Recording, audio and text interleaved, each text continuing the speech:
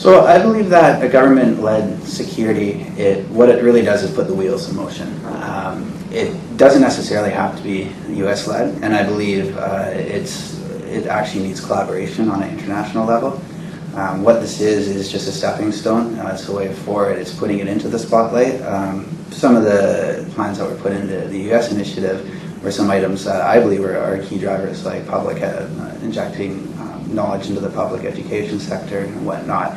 If we saw more of other initiatives led worldwide to employ some of those, then it would go a long way towards the education aspect.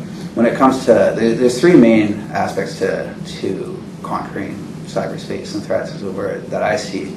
There's the protection, there's the enforcement, and then the education. So I've touched on the education part of it. As far as the enforcement goes, it's much more of an international issue. Cyberspace has no borders. You have various jurisdictions. A lot of threats that we see go through fast flux servers that are in different regions on the globe, and a lot of different elements are involved. So really, I think the key driver to that is going to be collaborating different governments and different initiatives, and that's going to be the key challenge, is how do you mesh that together and get something universal working with it. The U.S.-led initiative is encapsulated in the U.S. It focuses on collaborating between the private and the public sectors, so it's much more focused on that, so it's very U.S.-centric in that step. So really what I see, at least, is it's bringing it to the table, highlighting it.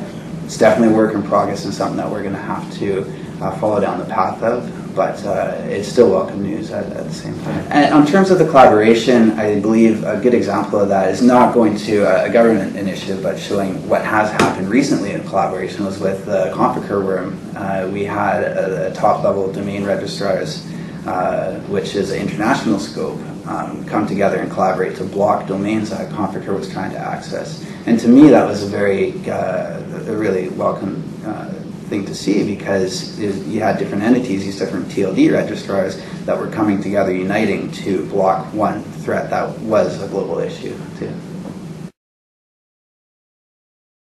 I do agree on a level to some extent. I believe having teeth, you need the proper direction and insight with it. You can't just have authority and enforce it blindly.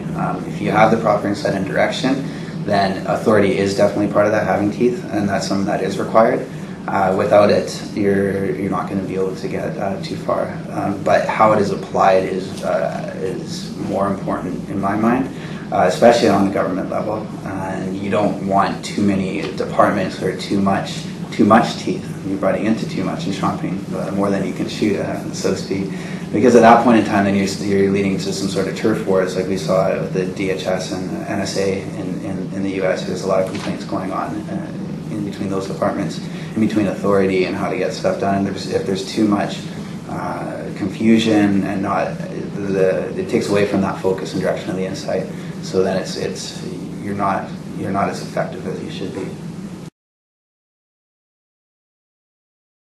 I believe that a security authority in the government should act as, going back to one of my previous answers with the insight and direction, if they have a good knowledge of the threatscape and threats in general, because it can't be too narrow-minded on one area again. So if they have that top-level direction and insight into where these threats are coming from and how to properly follow that, that's one step that they should really take, is that sort of thoughtful and advisory process. But there's much more to it than that. So they also must have that technical expertise to it, and then have the proper insight. And really, they should act as a sort of mediator role, because I believe, again, going back to my previous answer with the collaboration, they need to be able to work with other experts in the private sector, because then we know where these threats are coming from, how do we protect against that.